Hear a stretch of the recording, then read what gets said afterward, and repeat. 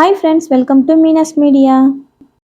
எல்லாரோட வீட்லேயும் பொங்கல் கிளீனிங் பரபரப்பாக நடந்துகிட்ருக்கோம்.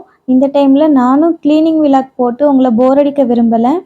சில யூஸ்ஃபுல்லான டிப்ஸ் மட்டும் இந்த வீடியோவில் நான் சொல்லியிருக்கேன்.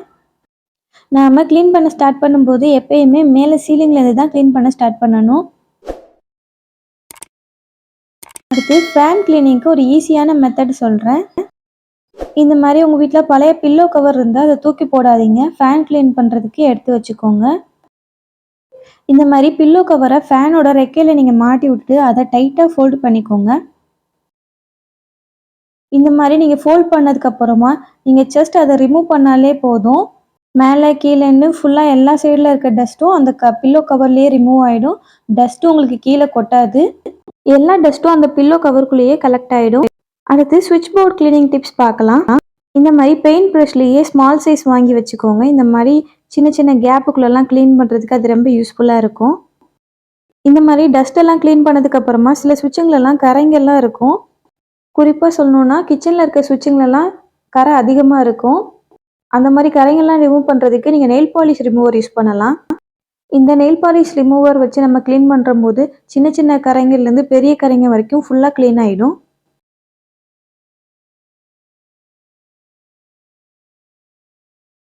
ஃபுல்லாக க்ளீன் பண்ணதுக்கப்புறம் பார்த்தீங்கன்னா நல்லா பார்க்கவே புதுசு மாதிரி பளபளன்னு இருக்கும். வீட்டில் இருக்கிற மிரர், கிளாஸ் டோர்லாம் க்ளீன் பண்ணுறதுக்கு கொலின் யூஸ் பண்ணுங்கள். நார்மல் வாட்டர் வச்சு க்ளீன் பண்ணிங்கன்னா அதோட ஷைனிங்லாம் குறைஞ்சிடும். வீட்டில் இருக்கிற door, window, PVC cupboard, sofa இதெல்லாம் க்ளீன் பண்ணுறதுக்கு முன்னாடி அதோட டிசைன்களுக்கு இடுக்கில் உள்ள அழுக்குங்களை ப்ரஷ் வச்சு க்ளீன் பண்ணிடணும். அடுத்து ஒரு ட்ரை காட்டன் யூஸ் பண்ணி சுத்தமாக டஸ்ட் எதுவும் இல்லாமல் நீங்கள் நல்லா தொடச்சி எடுத்துடணும்.